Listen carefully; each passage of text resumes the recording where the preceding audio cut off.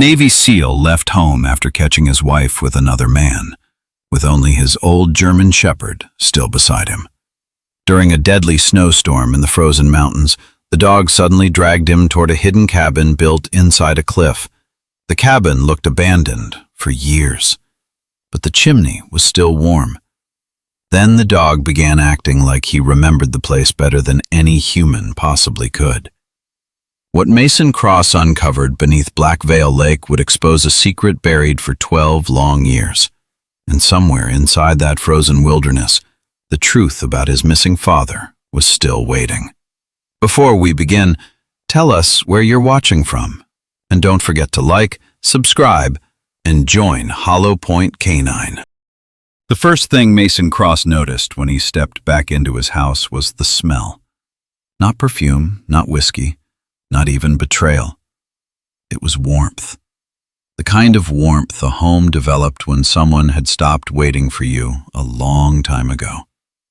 Outside, snow drifted across the Montana driveway beneath a pale winter moon.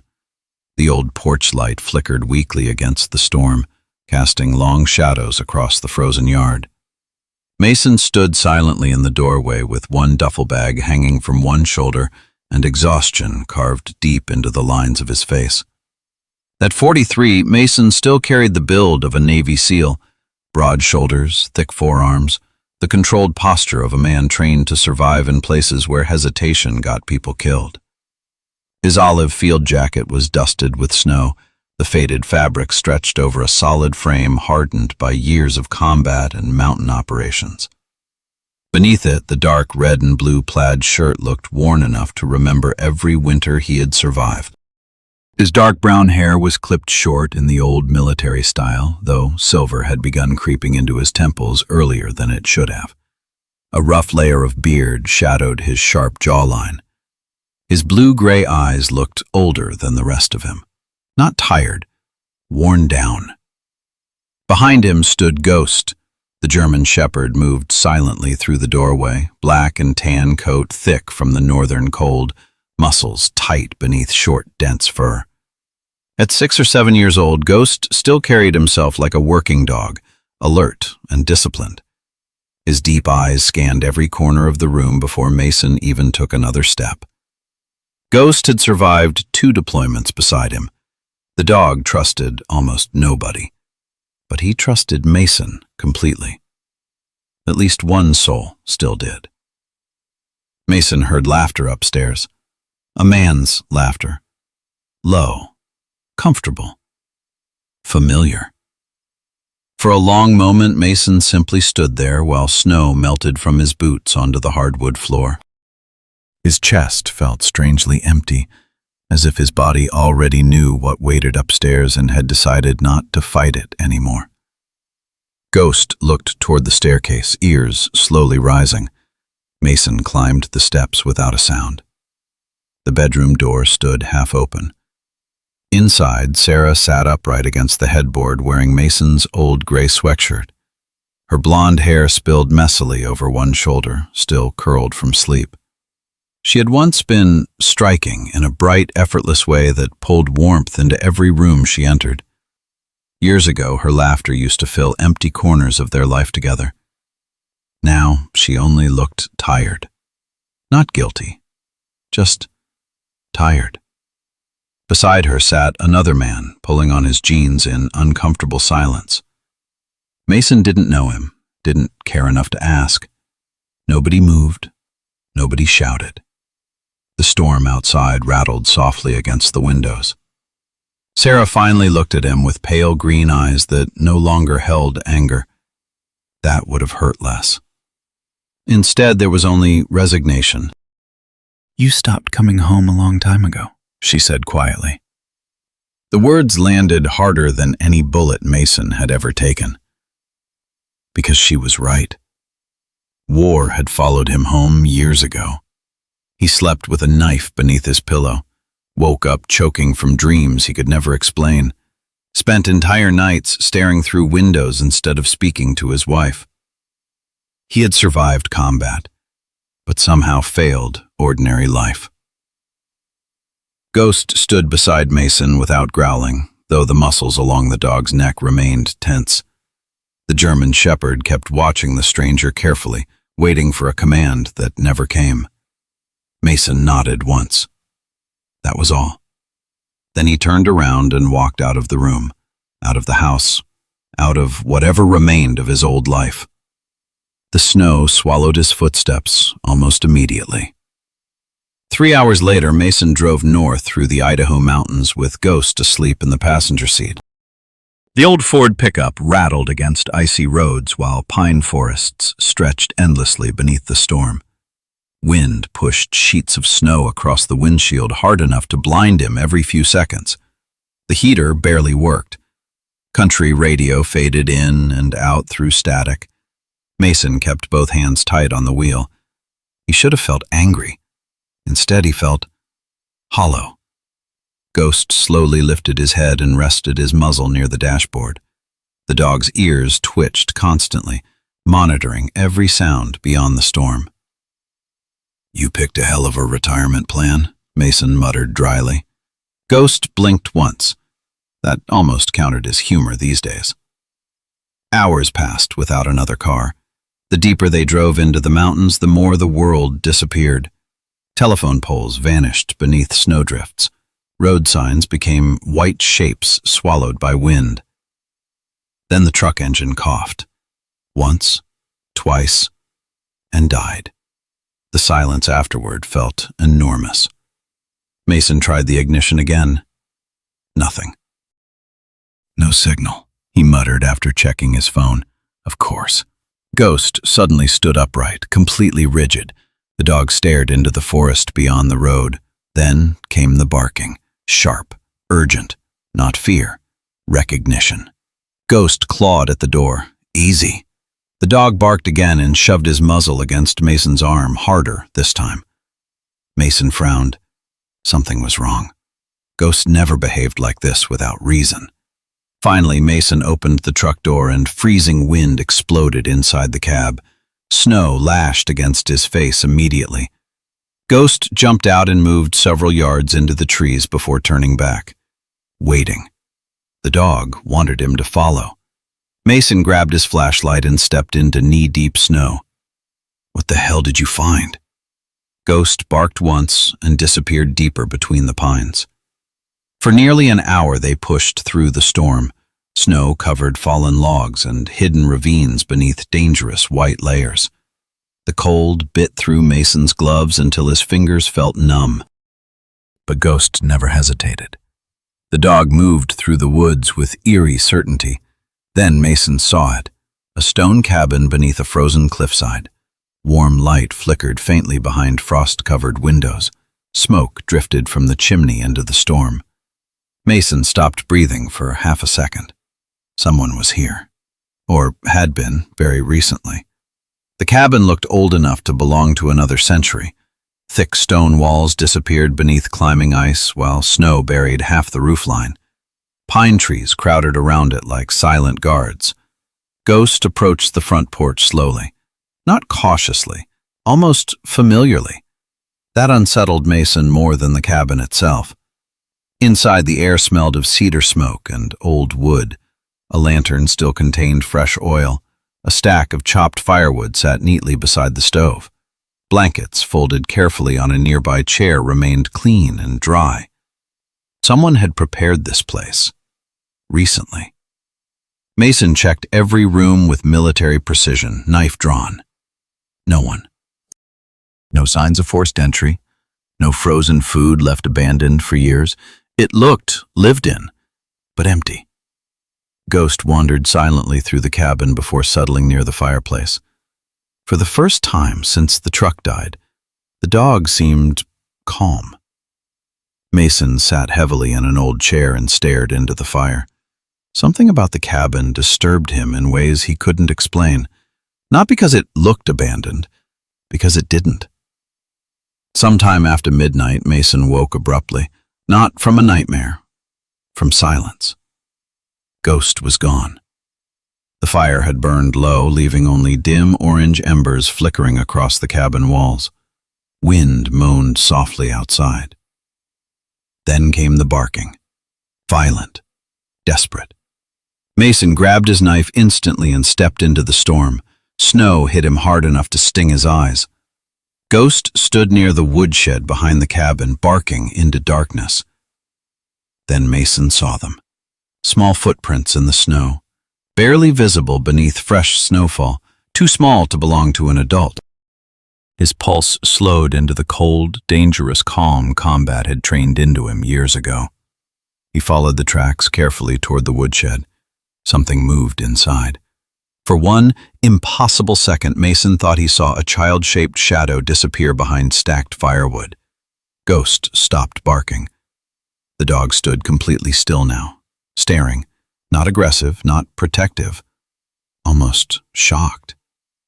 Mason pushed open the woodshed door slowly. Inside, curled tightly against the wall, sat a little girl no older than 10. Her lips were pale blue from cold. Snow clung to the edges of her dark hair, tangled wildly around her small face.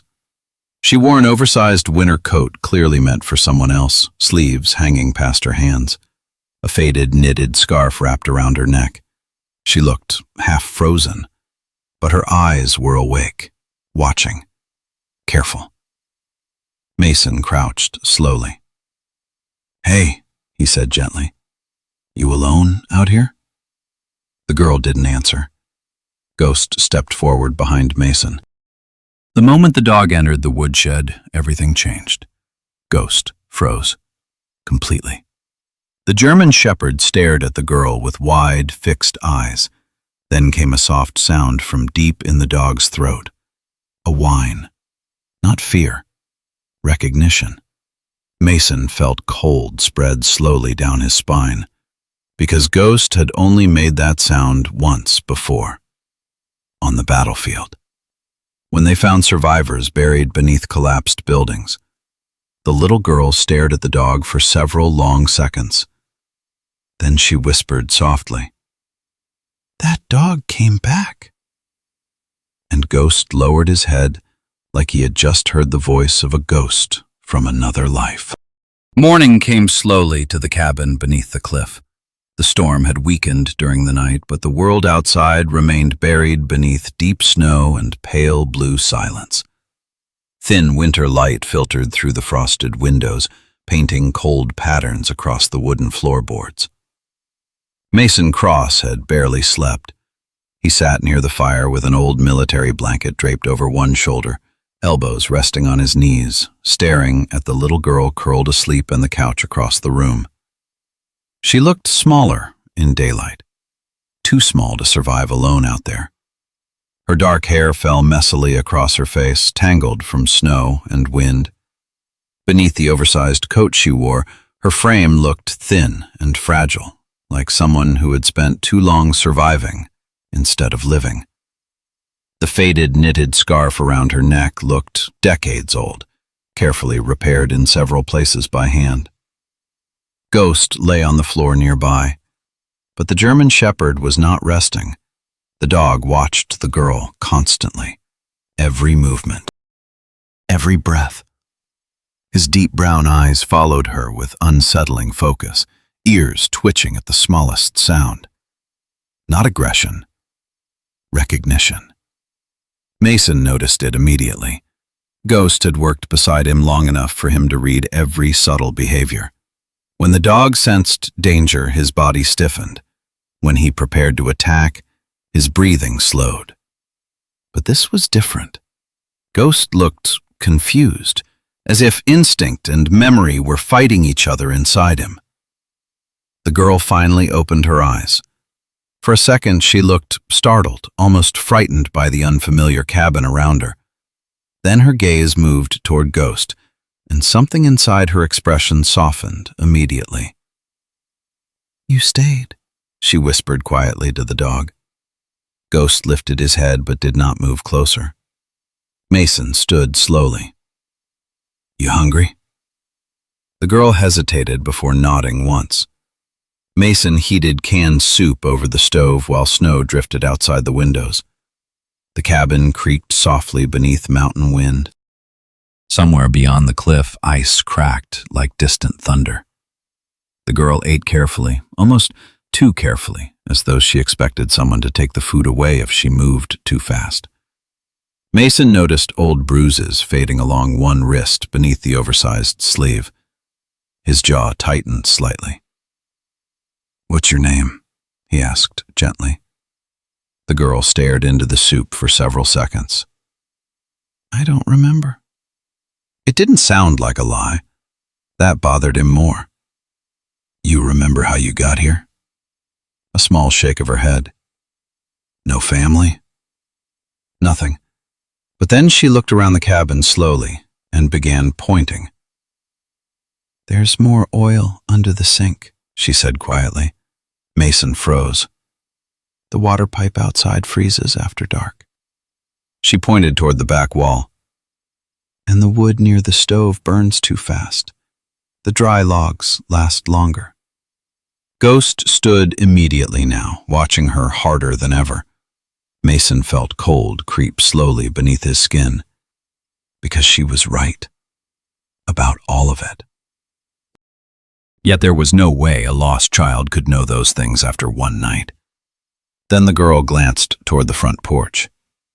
"The wind chime breaks when the storms get bad." Mason frowned. "What wind chime?" The girl looked confused. She pointed toward the front door. Ghost suddenly rose to his feet. Mason stepped outside carefully. Hanging beside the porch was an old wind chime made from spent rifle casings tied together with fishing wire. The brass shells clinked softly against each other in the wind. Mason stared at it. He had walked past that door 3 times already, and never noticed it. Ghost stood beside him now, body tense beneath thick black and tan fur. Snow gathered lightly across the dog's back while he stared at the wind chime with disturbing intensity. Then Ghost slowly backed away from the porch, whining softly, like something about the sound hurt him. The cabin grew quieter as the day passed. Too quiet. Mason spent most of the afternoon checking windows, reinforcing the firewood stack, and searching for any sign of whoever owned the place. Yet every detail only deepened the mystery. Fresh blankets, working lanterns, recently sharpened tools.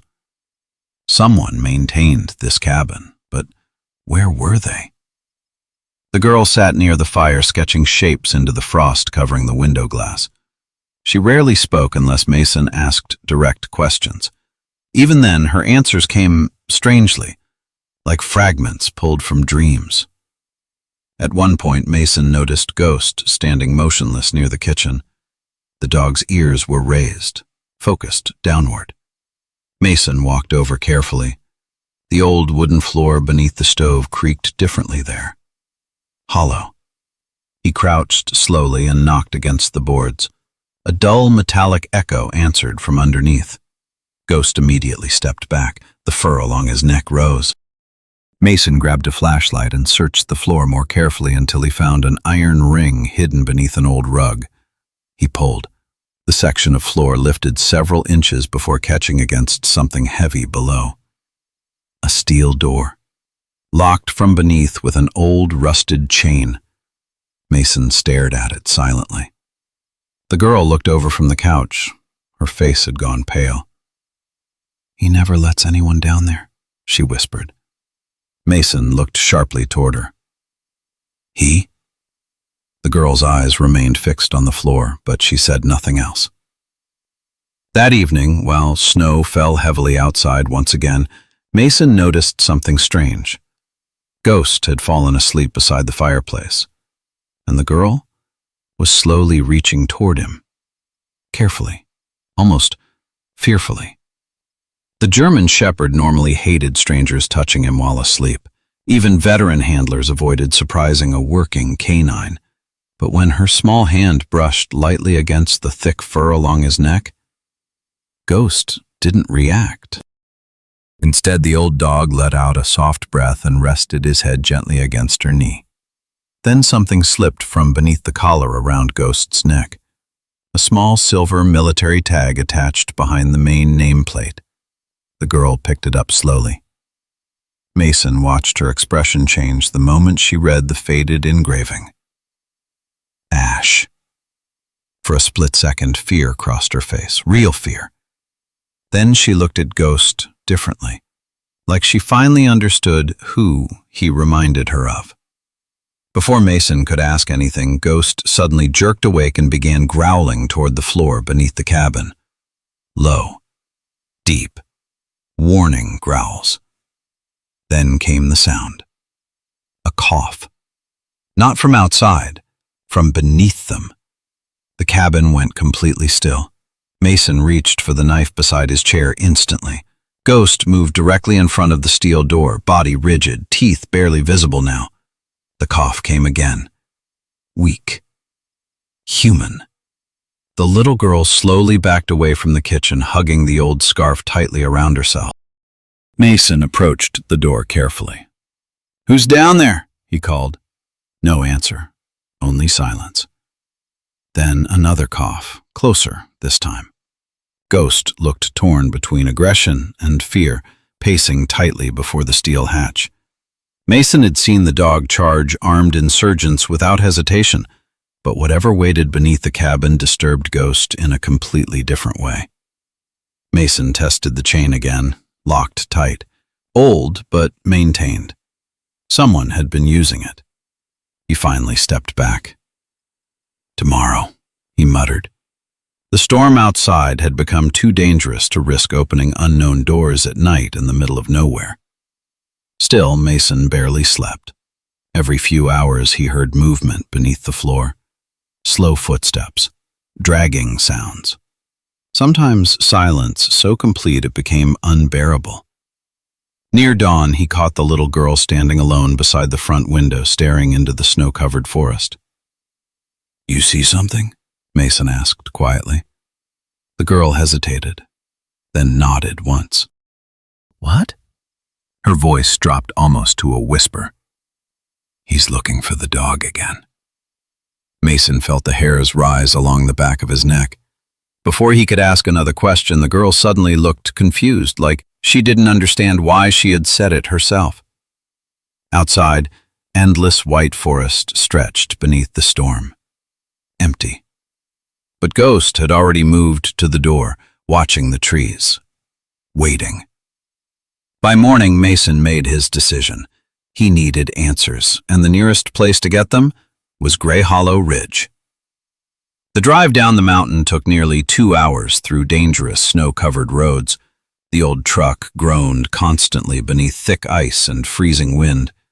Gray Hollow Ridge appeared slowly through the snowfall, like a forgotten place buried by winter decades ago. Small, quiet, almost frozen in time.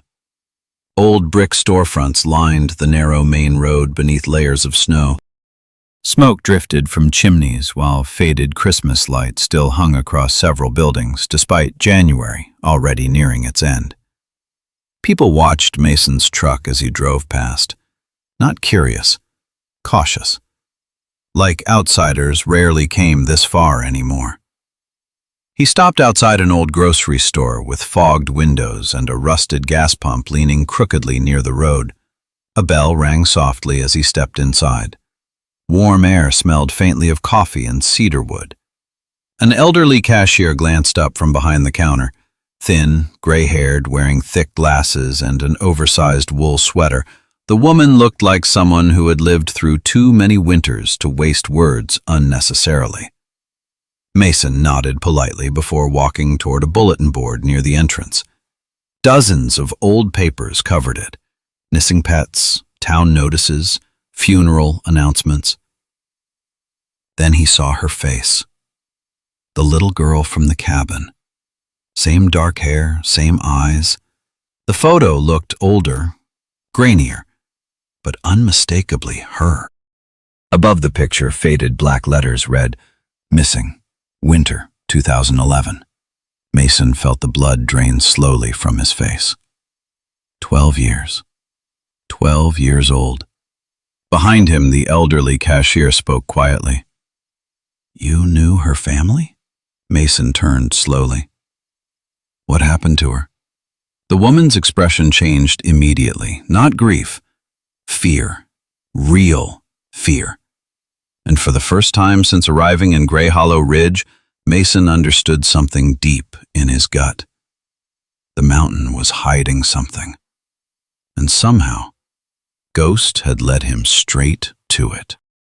The drive back to the cabin felt longer than before. Snow continued falling across the mountains in slow drifting waves, covering the narrow roads almost as quickly as Mason's truck pushed through them. The old engine groaned with every incline, headlights cutting weak tunnels through the endless white wilderness. But Mason barely noticed the storm anymore. All he could see was the missing poster. The girl's face. Winter 2011. 12 years. His hands tightened around the steering wheel until his knuckles turned pale. Nothing about this made sense. Beside him, Ghost remained unusually alert. The German Shepherd sat upright in the passenger seat instead of sleeping, ears raised toward the windshield as though listening to something beyond the storm itself. Every few minutes, the dog glanced toward Mason, watching him carefully, the same way soldiers watched wounded men after firefights. Like Ghost understood Mason was close to breaking. By the time the cabin finally appeared beneath the frozen cliffside, daylight was already fading into the blue-gray darkness of early mountain evening. Mason climbed out of the truck immediately. The cold hit hard enough to burn his lungs. Something felt wrong. The front door stood slightly open. His pulse slowed instantly into combat calm. Ghost jumped from the truck and sprinted toward the porch before Mason could stop him. Snow sprayed behind the dog's powerful legs as he disappeared inside the cabin. "Ghost!" No response. Mason drew the old military knife from his belt and entered carefully. The fire inside had almost died. The lantern still burned faintly near the kitchen, but the couch was empty. The little girl was gone. Mason searched every room in less than 30 seconds. Bedroom, storage closet, bathroom, nothing. No footprints outside, no opened windows, no sign anyone had entered or left. The silence inside the cabin felt unnatural now. Then Mason noticed Ghost. The dog sat perfectly still near the kitchen floor, watching the steel hatch beneath the stove, not growling, not barking. Waiting. Mason approached slowly.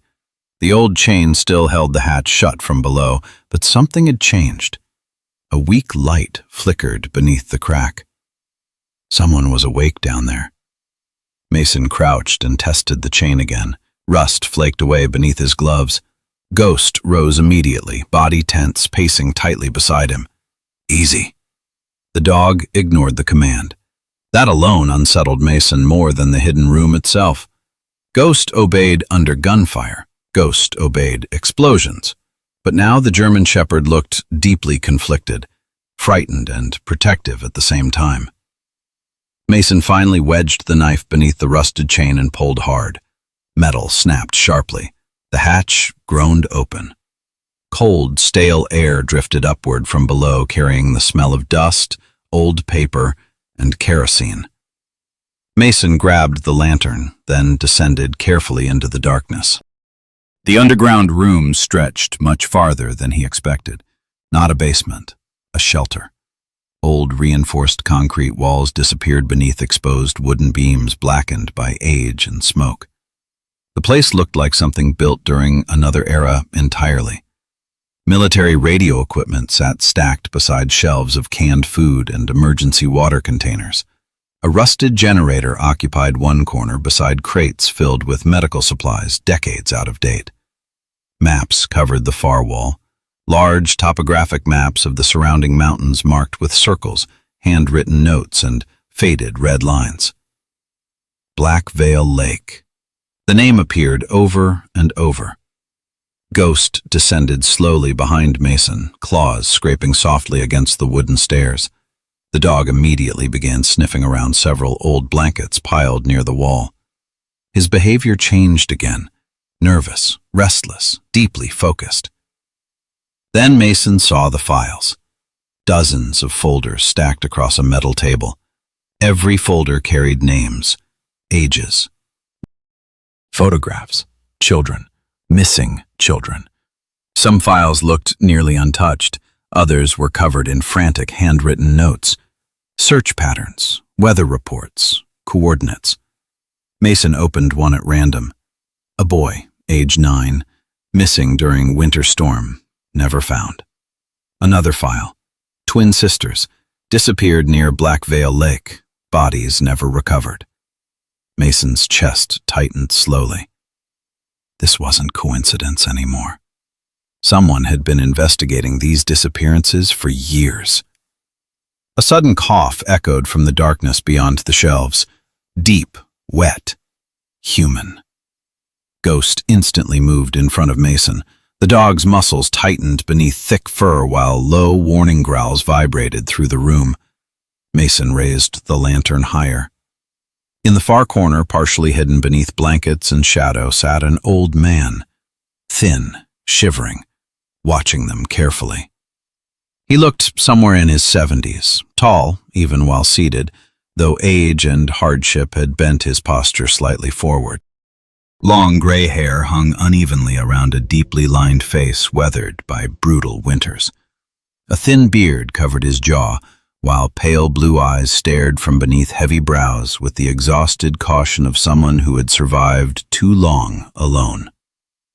His heavy wool coat looked ancient, patched repeatedly by hand over the years. But his eyes remained sharp, dangerously sharp. The old man coughed again before speaking. "You shouldn't have opened that door." His voice sounded rough from fever and cold. Mason lowered the knife slightly but remained tense. "Who are you?" The old man studied him silently for several seconds.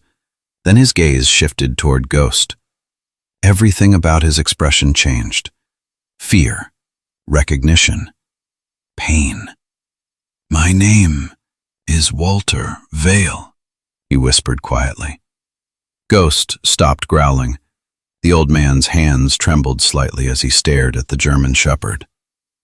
"You're not Ash." The room suddenly felt smaller. Mason stepped closer. "You know this dog?" Walter ignored the question.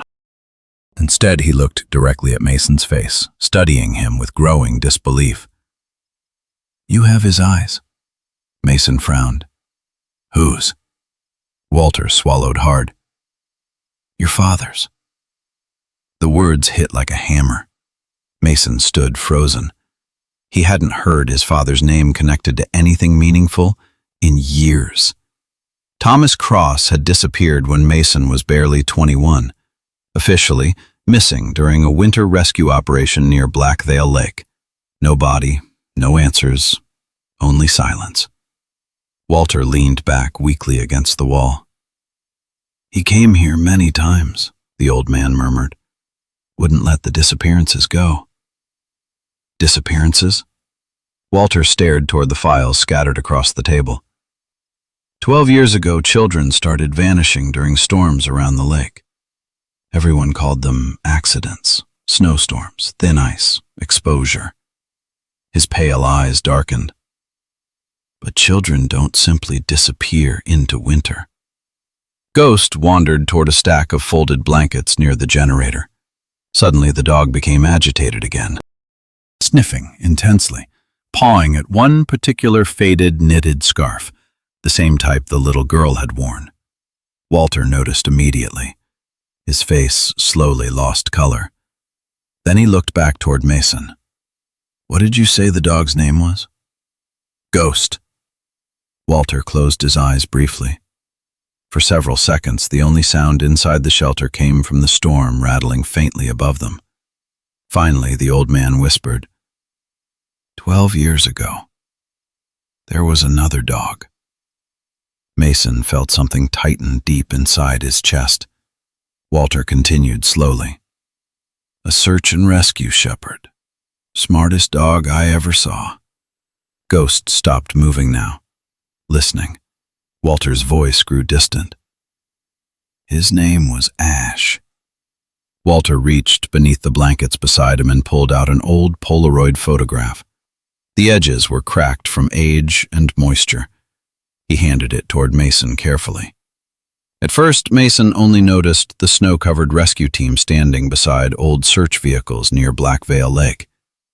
Then he saw him, Thomas Cross, younger, broad-shouldered, standing near the back of the group with the same sharp jawline Mason saw every morning in the mirror. And beside him sat a German shepherd, black and tan, alert, focused, almost identical to Ghost. Around the dog's neck hung a black collar with a silver tag. Ash. Mason felt cold spread slowly through his body, because Ghost didn't just resemble the dog in the photograph.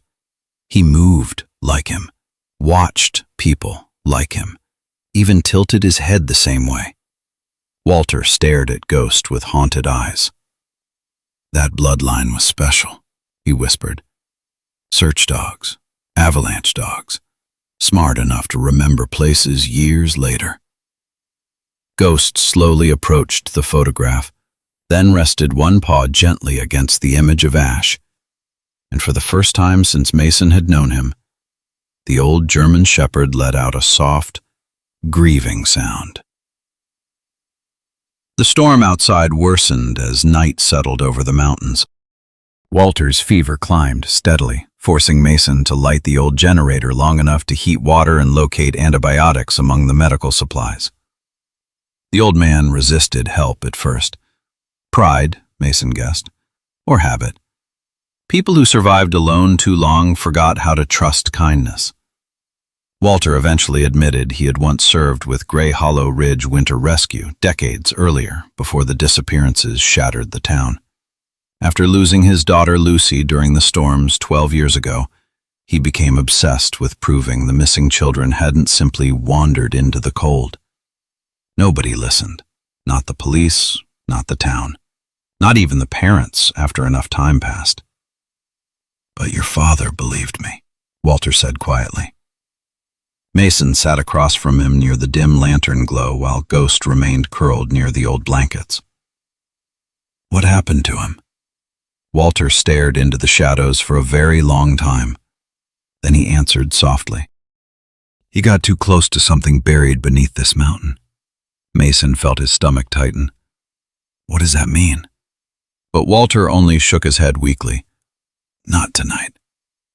The old man's exhaustion finally overtook him. Within minutes, he drifted into uneasy sleep beside the generator. Mason remained awake. The underground shelter suddenly felt heavier than the storm outside. Files, missing children, his father, Ash, and somehow Ghost connected to all of it. The German shepherd slowly walked over and sat beside Mason in silence. Mason rested one hand against the dog's neck. Ghost leaned into the touch slightly. For years, Mason believed war had taken everything from him. His marriage, his peace, his future. But now, sitting beneath a hidden cabin in the mountains beside an old rescue dog carrying echoes of another life, Mason realized something far worse. The past had not finished with him yet. And somewhere beyond the snow-covered forests of Gray Hollow Ridge, something was still waiting. The storm finally broke sometime near dawn. For the first time in days, weak sunlight spilled across Gray Hollow Ridge, turning the snowfields pale silver beneath the frozen sky. Smoke curled from chimneys across the small mountain town, while old pickup trucks crept carefully through icy roads lined with towering pine trees. But even in daylight, the place felt trapped, not peaceful, buried, like winter had settled here years ago and never truly left. Mason stood outside the cabin beneath the cliff, staring toward the distant shape of Black Veil Lake through the trees. The lake stretched dark and endless between the mountains, its frozen surface hidden beneath layers of drifting snow. Ghost stood beside him silently. The German shepherd had barely rested all night. Every few minutes, the dog lifted his head toward the lake again, ears twitching, muscles tightening beneath his thick, black and tan coat. Something out there was pulling at him. Walter noticed it too. The old rescue worker stepped carefully onto the porch, wrapped in his heavy gray wool coat. His weathered face looked worse in daylight. Pale skin stretched tightly across sharp cheekbones, exhaustion hanging beneath faded blue eyes. "That dog keeps listening to the lake," Walter murmured quietly. Mason glanced down at Ghost. "You think he remembers something?" Walter took a long time answering. "Dogs remember differently than we do." The old man's eyes drifted toward the frozen forest. "People bury things. Dogs don't." The words lingered heavily in the cold morning air. By afternoon, Mason drove into Gray Hollow Ridge again. This time, he wasn't looking for missing posters. He wanted records, names, anything connected to the children Walter had mentioned. The town looked even stranger during daylight. Small shops stood half-abandoned beneath heavy snowdrifts, while old generators hummed outside several buildings where power lines had frozen again overnight. Nobody smiled much here. The people moved with the quiet caution of those used to surviving hard winters and harder memories. Mason eventually stopped outside the sheriff's office near the center of town. A faded American flag hung stiff beside the door. Inside, the building smelled faintly of old coffee, wet wool, and cigarette smoke trapped deep in wooden walls. Sheriff Dean Holloway looked up from behind his desk as Mason entered. Dean was a large man in his early 60s with the heavy frame of someone who had spent his entire life carrying physical work and emotional weight at the same time. His square face looked carved from stone, deeply lined around pale blue-gray eyes that missed very little. Short silver hair sat neatly beneath an old winter sheriff hat resting on the desk beside him. Unlike most officers Mason had known, Dean moved slowly, carefully, like a man who understood how quickly anger ruined lives. His dark brown sheriff jacket remained half unzipped over a charcoal turtleneck sweater. A thick scar disappeared beneath his collar near the base of his throat. Mason noticed it immediately. Combat injury, or something close to it. Dean stood and extended a hand calmly. "You get your truck running?" "Mostly." Dean nodded once. "Told you these mountains eat vehicles." His voice carried no hostility, no suspicion. If anything, he sounded tired. Mason studied him carefully. "I heard about the missing kids." Something shifted behind Dean's eyes instantly, tiny, fast, but there. The sheriff leaned back against the desk slowly. "That was a long time ago. Still matters." Dean sighed quietly. "You military guys always think every mystery has an answer." Mason didn't respond.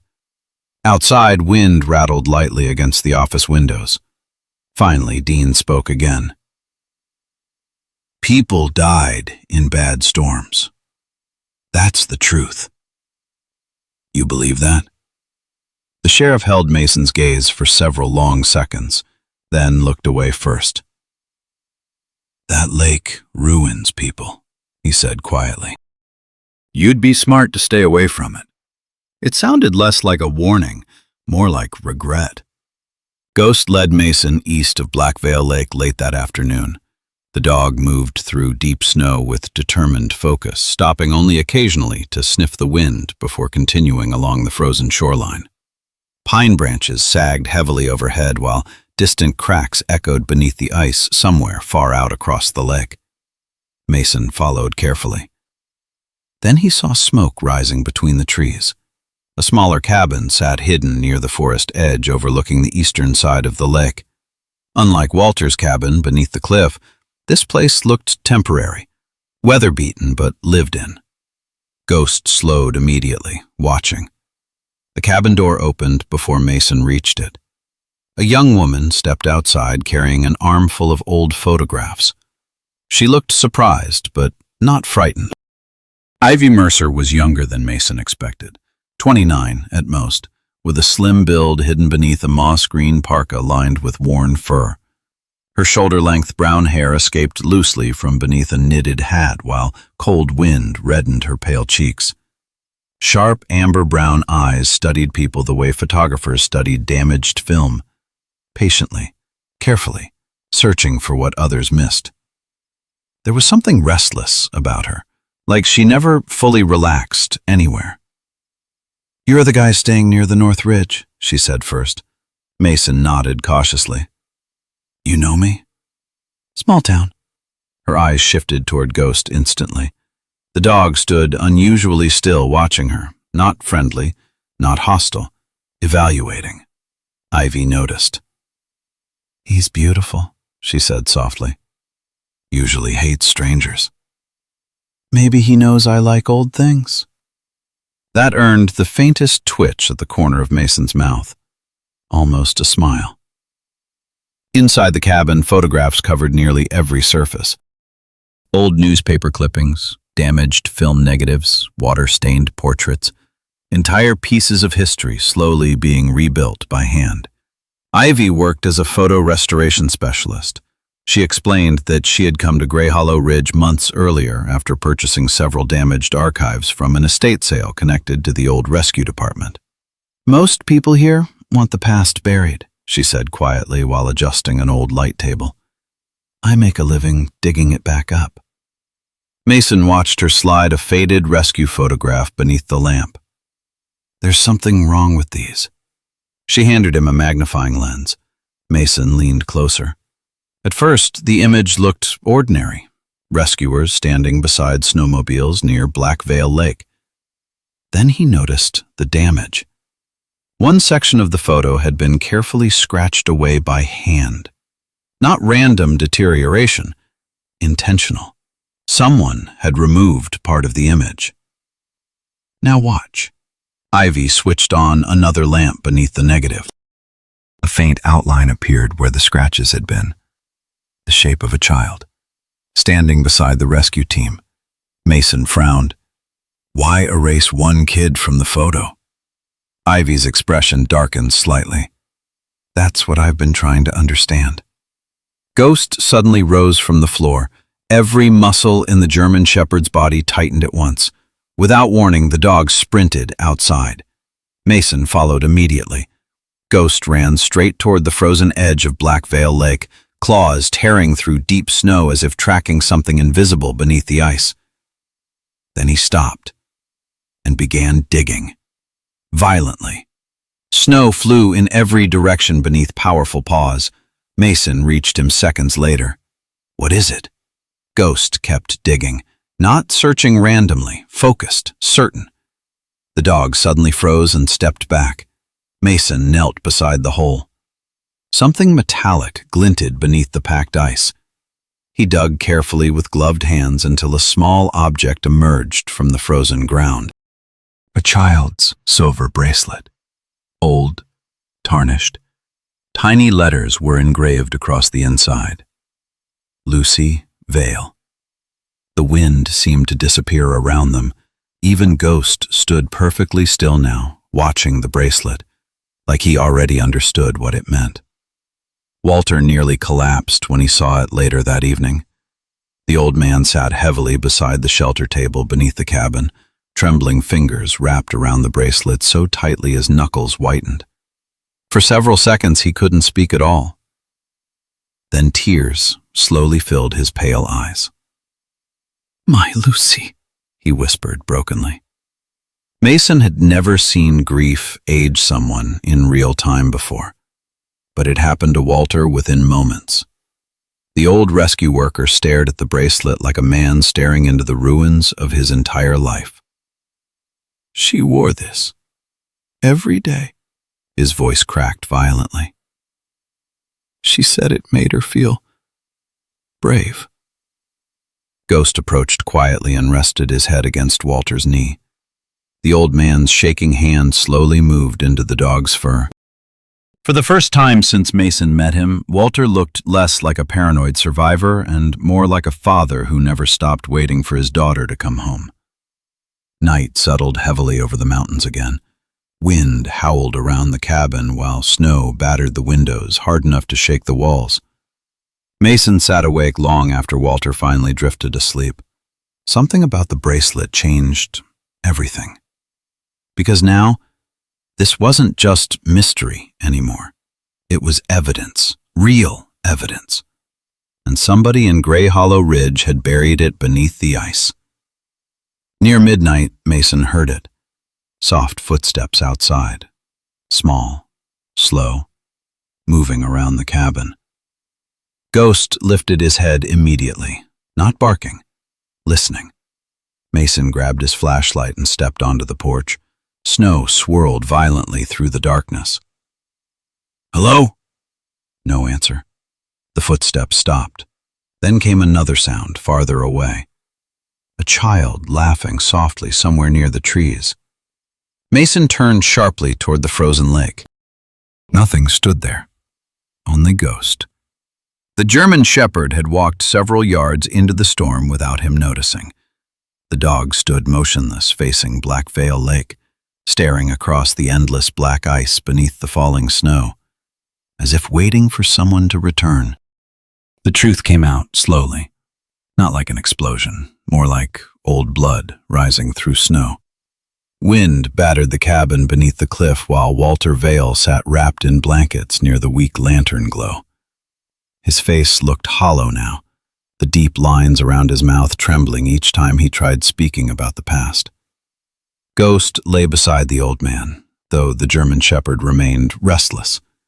Every distant sound beyond the storm pulled his attention toward the windows. The dog knew something was changing.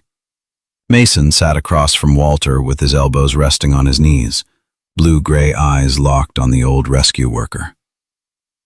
"You said the children didn't disappear by accident," Mason said quietly. Walter stared into the lantern flame for a long time before answering. 12 years ago, winter camps around Black Veil Lake stayed open later than usual. Tourists still came for snowmobiles, fishing, hunting. His voice rasped weakly. But once the storms got bad, the mountains became invisible to the outside world. Snow struck the cabin roof above them like handfuls of gravel. Walter continued. A group started using the old camp roads to move illegal shipments through the mountains during blizzards. Nobody patrolled during heavy storms. Too dangerous. What kind of shipments? Walter's jaw tightened. Weapons, pills, military surplus, whatever made money. Mason felt anger rise slowly beneath his ribs. And the kids? Walter closed his eyes briefly. One night, the transport convoy stopped near the winter camp by the lake. Some children wandered outside during the storm. His voice cracked. They saw things they shouldn't have. Ghost suddenly lifted his head, listening. Walter noticed but kept talking. The drivers panicked. The storm got worse. Visibility disappeared. One of the transport vehicles carrying several children lost control near the eastern ice road. Mason's stomach tightened. The vehicle went into the lake? Walter nodded once. Some children survived the crash. Silence swallowed the room. But the men running the operation couldn't risk survivors talking. The words settled heavily between them. Not even the storm outside sounded loud anymore. Mason rubbed one rough hand across his face slowly. Jesus. Walter looked toward the floor. Your father thought he could expose everything. Mason froze slightly. Walter pointed toward the old files stacked across the metal table. Thomas Cross kept digging after everyone else backed away. Him and Ash. A faint, sad smile crossed the old man's face. That dog never stopped searching. Ghost stood and slowly approached the table as if hearing the name again. Walter's pale eyes followed him. When Ash disappeared after your father vanished, we all assumed the mountains finally took both of them. Mason remained silent, because part of him suddenly realized something terrifying. Ghost had not led him to the cabin by accident. The dog had brought him back to unfinished ground. The next day, Mason drove into Gray Hollow Ridge again. The town looked darker now that he understood what might have happened beneath all that snow and silence. Old storefronts leaned beneath heavy ice, while tired-looking residents moved carefully between buildings without ever speaking much to each other. Everyone here carried something: guilt, fear, memory. Sheriff Dean Holloway waited outside the sheriff's office when Mason arrived. Snow drifted around the older man's boots while he smoked quietly beneath the porch roof. Dean looked exhausted, not physically, spiritually. "You've been talking to Walter," he said calmly. Mason stopped a few feet away. "You knew?" Dean exhaled smoke into the cold air. "I knew enough." His broad face remained unreadable beneath the gray winter sky.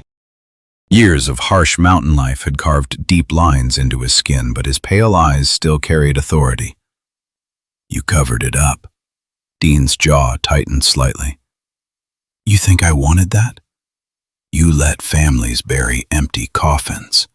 The sheriff looked away toward the snow-covered mountains.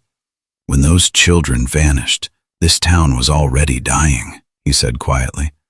"Factories closed. Tourism disappeared every winter. People were desperate." "That doesn't excuse murder." "No," Dean admitted, "but fear makes cowards out of decent people." For a long moment, neither man spoke. Then Dean finally looked back at Mason.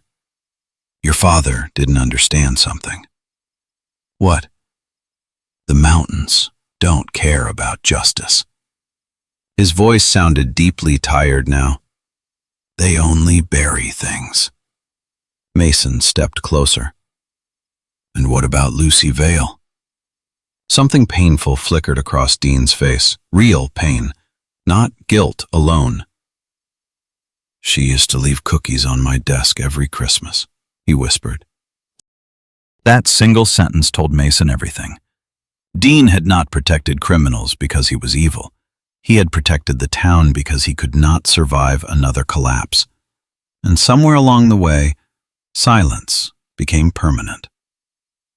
Late that afternoon, Ghost suddenly became agitated again near Ivy Mercer's cabin by the eastern woods. The German shepherd paced in tight circles outside while snow fell harder through the trees. His deep eyes stayed locked on the forest behind the cabin. Then he barked, once, sharp, urgent. Mason followed immediately. Ghost ran around the side of Ivy's cabin toward the rear windows. That's when Mason smelled it. Gasoline. A second later, flames exploded across the back wall. Fire roared upward through dry timber almost instantly, orange light cutting violently through the falling snow. "Mason!" Ivy's voice screamed from inside. Without hesitation, Mason charged toward the burning cabin. Heat slammed into him as windows shattered outward. Inside, thick smoke rolled through the ceiling while old photographs and film negatives spiraled through the air like burning snowflakes. Ghost barked frantically near the tree line, not at the fire, at something moving beyond it. For one brief second, Mason thought he saw a human silhouette disappear deeper into the forest. Then smoke swallowed everything. Mason kicked the front door open and forced his way inside. The heat felt suffocating. Ivy crouched near the dark-room doorway, coughing violently, one arm wrapped around her face. Tears streamed from smoke-filled amber eyes while flames crawled rapidly across the ceiling beams above her. Mason grabbed her arm. "Move!" They stumbled through choking smoke together while the cabin groaned around them.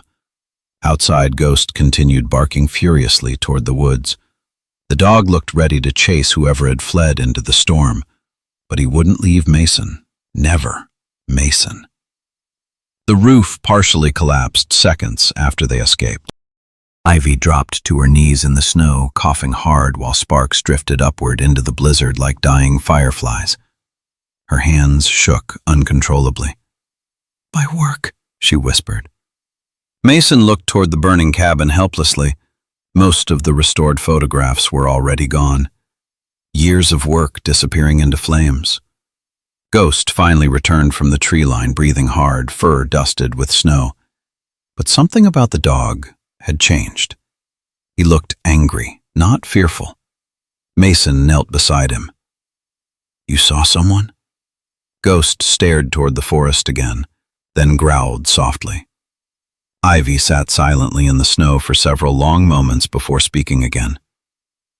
"My brother worked those transport routes." Mason looked toward her.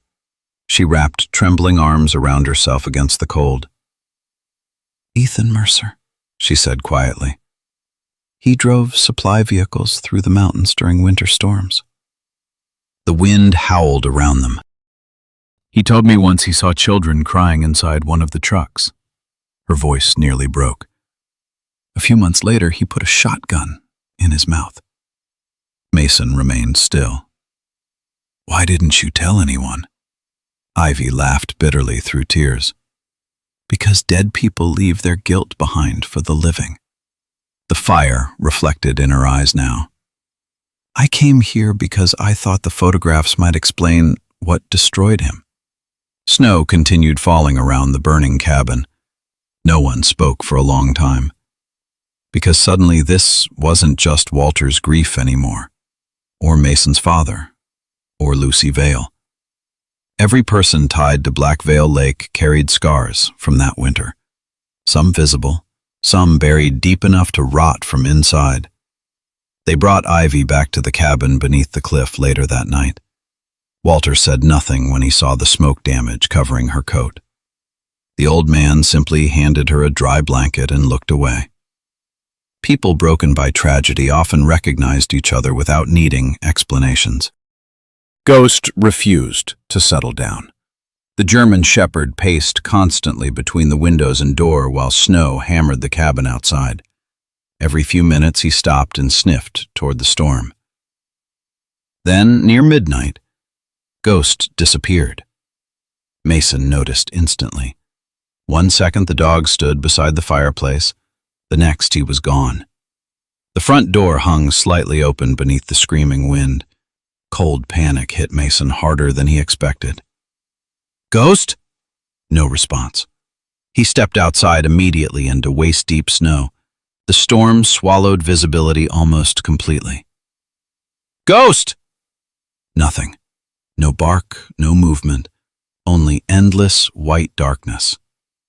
And for the first time since Sarah's betrayal, since the war, since everything, Mason felt genuine fear. Not fear of dying, fear of losing the last living thing that still anchored him to the world.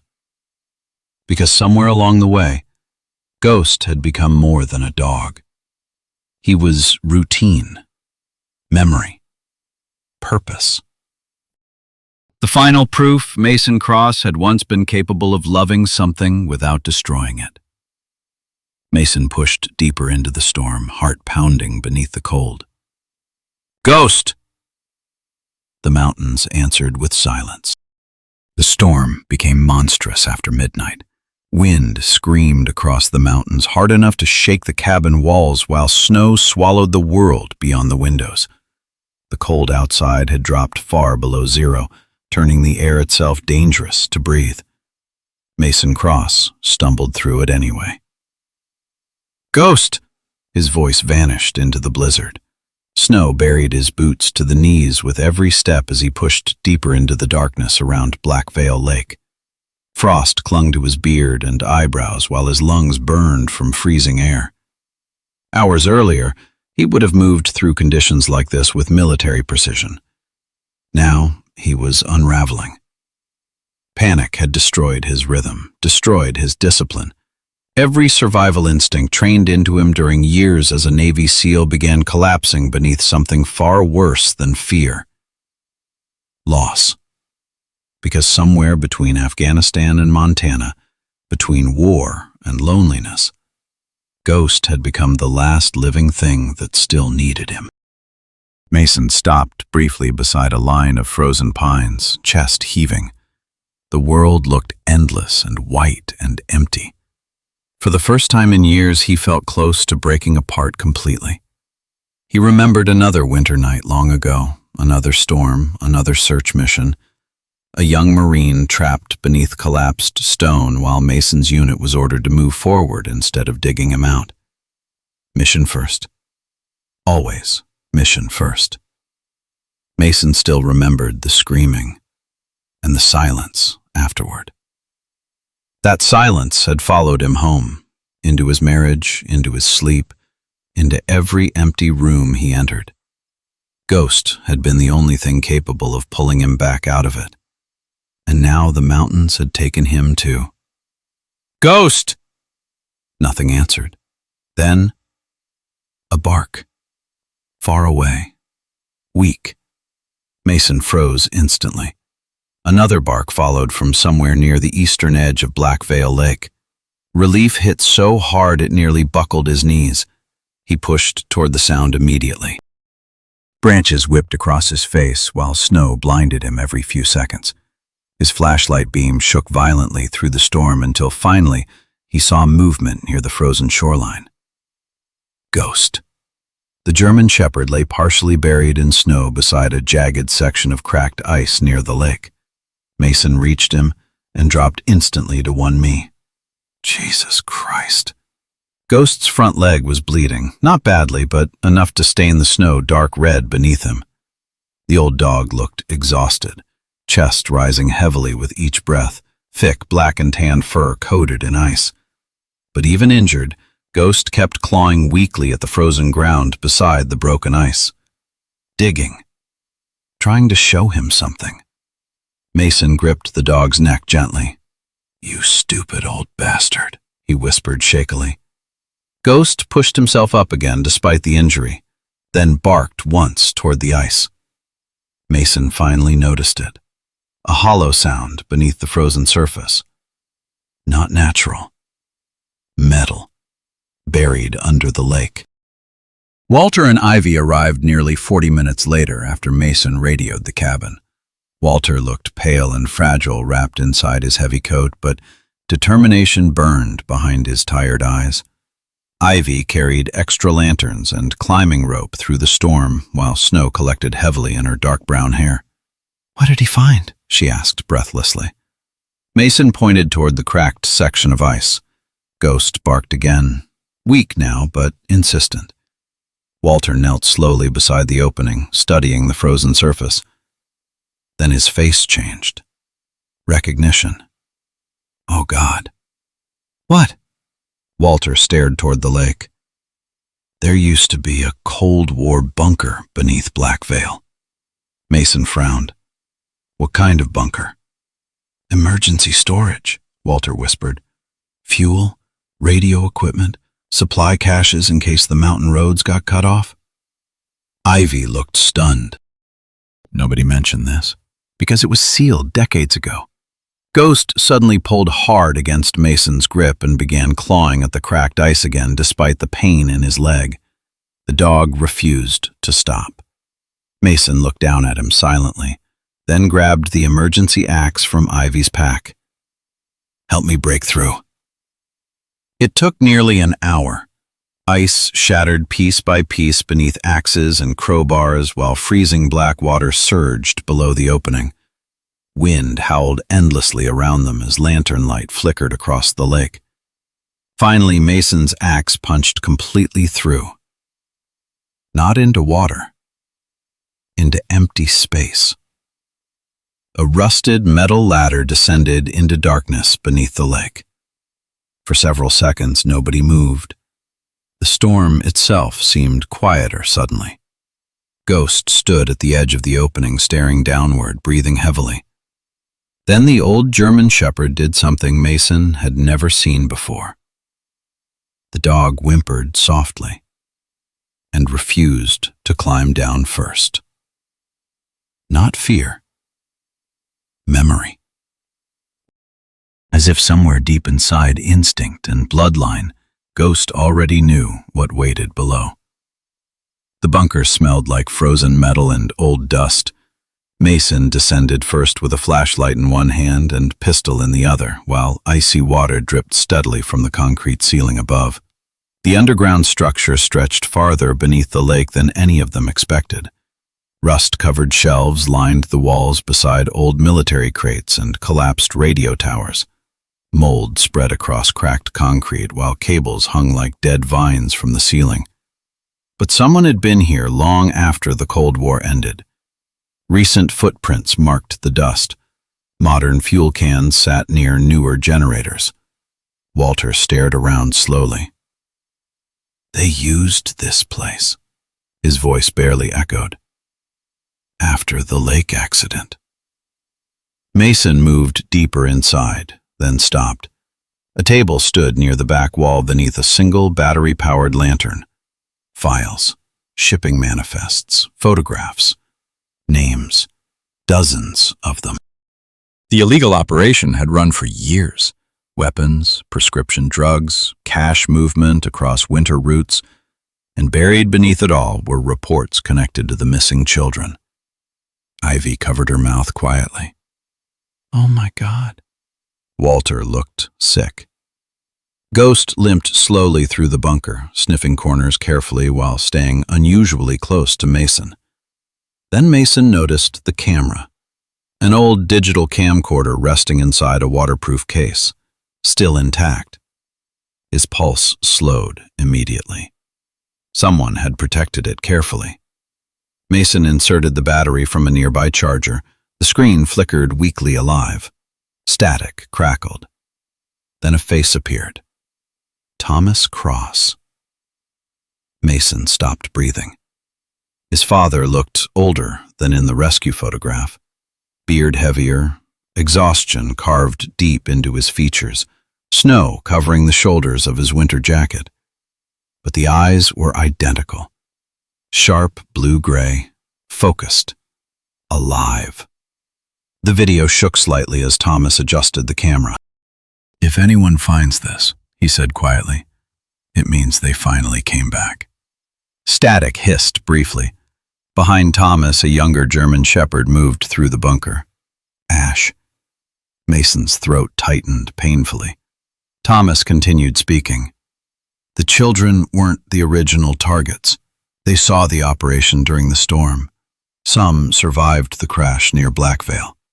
His father looked exhausted, haunted. I tried getting them out. We lost contact before dawn. Mason felt frozen in place, because suddenly this wasn't history anymore. It was his father's final hours. Thomas looked directly into the camera now. If Ghost ever finds this place. Mason frowned sharply. Ghost? But the dog beside Thomas was Ash. Then realization hit him instantly. Not Ghost himself. The bloodline.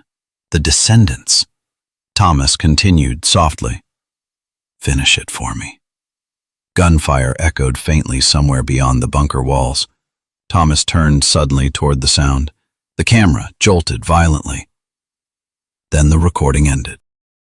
Static filled the screen. Nobody spoke. Not Walter, not Ivy, not even the storm above. Mason sat motionless, staring at the frozen image of his father. For years he believed Thomas Cross abandoned his family, disappeared willingly, maybe even chose another life somewhere far away from Montana. But the truth was worse. His father had tried to come home and died before he could. Mason lowered the camera slowly. His hands trembled for the first time in years. Ghost limped quietly beside him and lowered himself onto the cold concrete floor. The old German shepherd rested his head against Mason's knee, not asking for anything. Just there, like he always had been. Mason finally buried one hand deep into the dog's thick fur and lowered his head. The bunker lights flickered weakly around them, while icy water dripped somewhere in the darkness. For the first time since returning home, since Sarah, since the war, Mason Cross cried. Not loudly, not dramatically, just quietly. Like a man finally grieving everything at once. and beside him, Ghost remained still beneath the cold underground light like an aging guardian who had spent an entire lifetime carrying unfinished memories through blood, snow, and silence, only to bring the last surviving cross back to the truth. Winter loosened its grip slowly over Gray Hollow Ridge, not all at once. The mountains did not heal that way. Snow still covered the forests in long white stretches beneath the pine trees, but patches of dark earth had begun appearing along the roads. Ice cracked softly across Black Veil Lake during warmer afternoons, and thin streams of meltwater trickled beneath the frozen edges like veins returning to life. For the first time in years, the town felt awake. Not happy, not clean, but honest. The truth buried beneath Gray Hollow Ridge had finally surfaced, and nobody could pretend otherwise anymore. Sheriff Dean Holloway was the first to break the silence. 3 days after the bunker discovery, he walked into the county office carrying 2 cardboard boxes filled with old reports, photographs, and evidence files that had never officially existed. Witness statements, missing records, partial license plates, transportation manifests connected to the winter smuggling routes. Dean never fought the investigation, never defended himself. When state officers arrived, he simply handed over the files and removed the sheriff badge from his coat. Mason happened to see him afterward, standing alone outside the station in falling snow. Dean looked older now, smaller somehow. The powerful mountain sheriff had disappeared, leaving behind only a tired man with pale eyes and decades of regret pressed into his shoulders. "You could have buried it forever," Mason said quietly. Dean stared toward the mountains. "I tried." His voice sounded hollow. Then, after a long silence, "You ever carry something so long you stop knowing where it ends, and you begin?" Mason didn't answer, because he understood. Dean gave one final glance toward Black Veil Lake before walking away through the snow alone. No patrol car, no badge, just an old man disappearing into winter. Walter Vail returned to the lake 4 days later. It was the first time he had willingly gone near Black Veil in 12 years. Mason drove in there just after sunrise. The old rescue worker looked fragile beneath the heavy gray wool coat hanging from his thin frame. Wind moved through his white-gray beard while his pale blue eyes stayed fixed on the frozen lake ahead. Ghost sat quietly in the truck bed during the drive, no longer restless the way he had been before the bunker was found. Something inside the old dog had settled. At the shoreline, Walter stepped slowly onto the snow-covered ice. Each movement looked painful. Not physically, emotionally. For years, the lake had been a grave inside his mind. Now, he finally stood before it again. Walter stopped near the cracked eastern section where Ghost had uncovered Lucy's bracelet. The old man reached into his pocket and pulled out a tiny, faded photograph. Lucy, 8 years old, smiling. He stared at it for a very long time before kneeling carefully in the snow. "I'm sorry," he whispered. The wind carried the word softly across the frozen lake. Mason looked away to give him privacy, but Ghost walked forward quietly and sat beside Walter without command. The old man rested one trembling hand against the German shepherd's neck. For several minutes, neither moved. Man and dog. 2 old survivors beside a lake full of ghosts. Ivy Mercer stayed in Gray Hollow Ridge after the fire. The town offered her an unused room above the old general store while she rebuilt her restoration equipment piece by piece. Most of her photographs had burned, but not all of them. Some survived. Enough to matter. Mason visited her workspace one evening just before sunset. The room smelled of coffee, old paper, and chemical film cleaner. Warm yellow lamps illuminated dozens of damaged photographs hanging carefully from drying lines across the walls. Ivy stood near the work table adjusting an enlarged image beneath a magnifying lens. Her long brown hair was tied loosely back now, though several strands had escaped around her face. The scar from a small burn along her wrist remained visible beneath the rolled sleeve of her cream sweater. "You're getting them back," Mason said softly. Ivy glanced toward the photographs. "Trying to." One by one, the missing children slowly returned through her work. Blurred faces sharpened, names restored, erased corners rebuilt. Not just evidence anymore. People. Children who had once existed. Ivy carefully slid one restored image toward Mason. A winter rescue team standing near Black Veil Lake. Thomas Cross beside Ash. And near the edge of the frame, a little girl. Not erased anymore. Mason stared silently at the image. Lucy Vale. Ivy watched him carefully. "You know," she said quietly, "for years I thought restoring photographs meant fixing paper." She looked around the room. "But sometimes people disappear because everyone agrees to stop seeing them." The fading sunlight caught softly in her amber-brown eyes. For the first time since arriving in Gray Hollow Ridge, Mason realized the town was not only rebuilding truth, it was rebuilding memory. That night, Mason woke to silence. Not the heavy silence of storms, a different kind. Gentle. He sat up slowly inside the cabin beneath the cliff. The fire had nearly burned out. Moonlight spilled pale silver through the windows. Ghost was gone from beside the fireplace. Mason stood immediately and stepped outside barefoot into the cold wooden porch. The air smelled different now. Not winter. Spring. The old German shepherd lay near the edge of the porch facing Black Veil Lake in the distance. Still. Peaceful. For one terrifying second, Mason thought Ghost had died during the night. Then the dog slowly lifted his head. His eyes reflected moonlight softly as the wind moved through the thick fur around his neck. Mason sat beside him without speaking.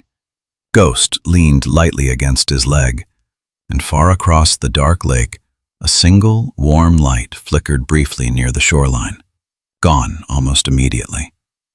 Mason stared toward it for several seconds. But Ghost never looked surprised, almost as if the old dog already knew some things did not fully leave this world. Spring arrived late in the mountains, but it arrived. Snow finally melted from the cabin roof beneath the cliff while sunlight filtered through the towering pine forests in soft, golden beams. Water dripped steadily from frozen branches during the afternoons, filling the woods with quiet life again. Mason stayed. That surprised him most of all. At first, he repaired the cabin because it needed fixing.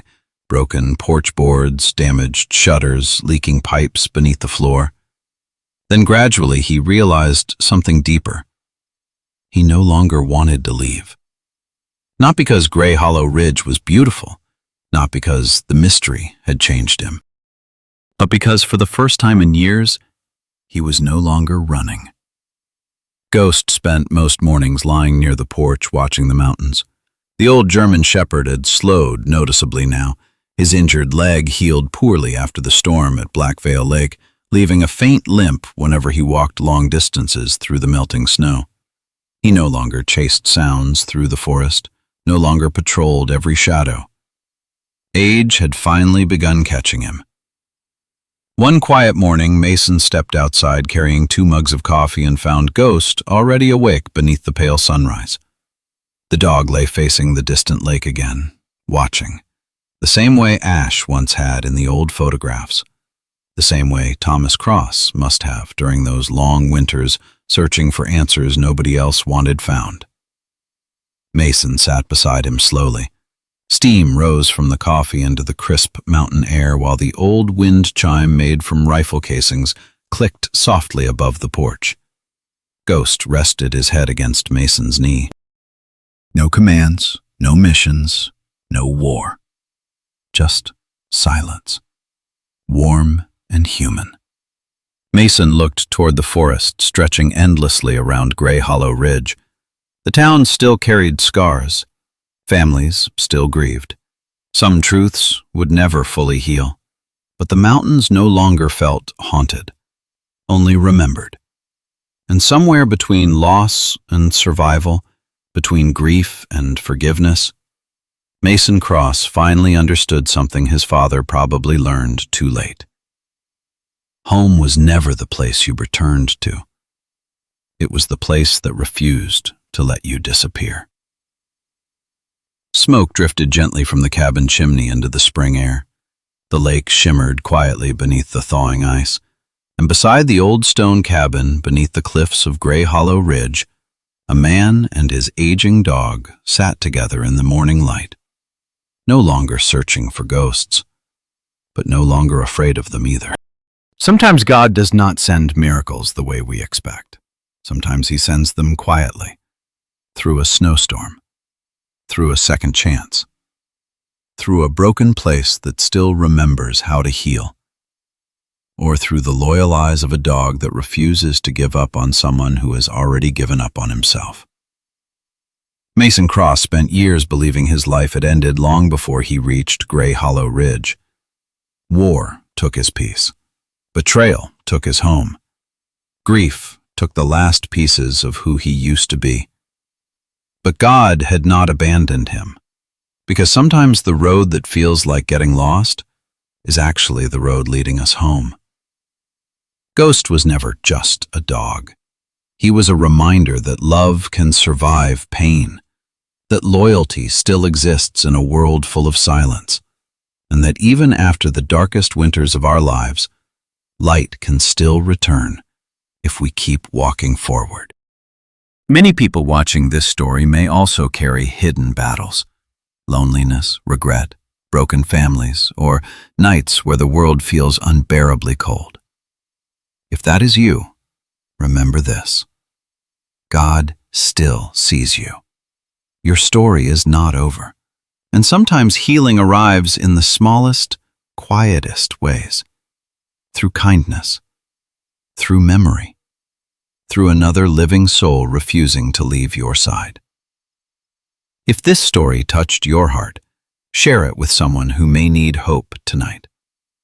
Tell us in the comments, what was the moment in life when you felt God guiding you through darkness? And if you believe stories like this matter, please subscribe to Hollowpoint K9 and continue this journey with us. May God bless you, protect your family, bring peace to your home, and guide every lonely heart toward the light again.